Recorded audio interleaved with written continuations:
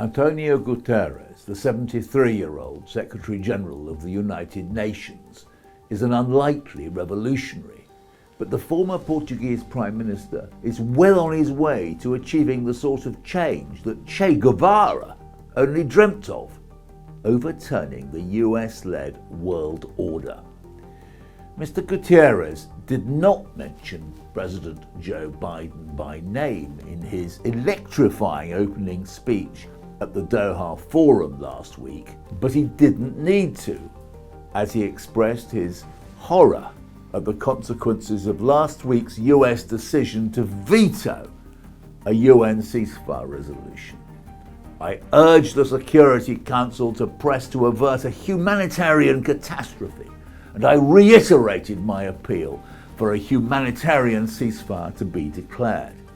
Translation: if a genocide occurs in Gaza, it's on you, Joe Biden, or Genocide Joe, as some people are starting to call the US president. With more than 19,000 people already confirmed dead, well over twice the number which died in Srebrenica 28 years ago, this is not idle talk.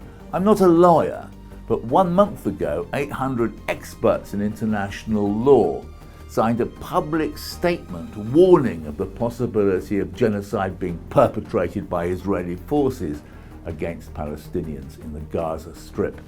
They provided powerful evidence of the scale and virulence of Israeli attacks, while adding that language used by Israeli political and military figures appears to reproduce rhetoric and tropes associated with genocide and incitement to genocide.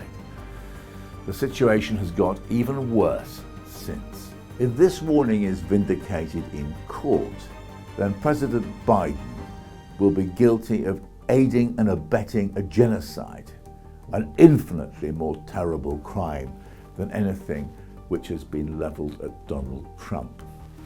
No wonder Biden's nerve is starting to crack, and the US president issued a belated warning to Benjamin Netanyahu that Israel was losing support over what the US president very belatedly called Israel's indiscriminate bombing in Gaza. Indiscriminate bombing which has been carried out with wholehearted US support and a constantly replenished supply of US munitions. Gaza has changed global politics. This was set out explicitly by Antonio Guterres when he called for urgent reform to the post-war security structure, saying that global institutions are, I quote, weak and outdated, caught in a time warp reflecting a reality of 80 years ago, end quote. The Secretary General added for good measure that the Security Council is, quotes, paralysed by geostrategic divisions. This amounted to an acknowledgement from the Secretary General of the United Nations that the supposedly liberal global institutions have been unable to rise to the occasion over Gaza.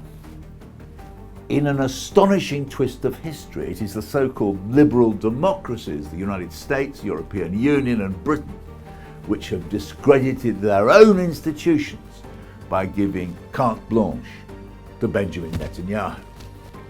It is impossible to exaggerate the horror that has befallen the people of Gaza over the last 2 months, but their suffering, courage and endurance may have changed world history.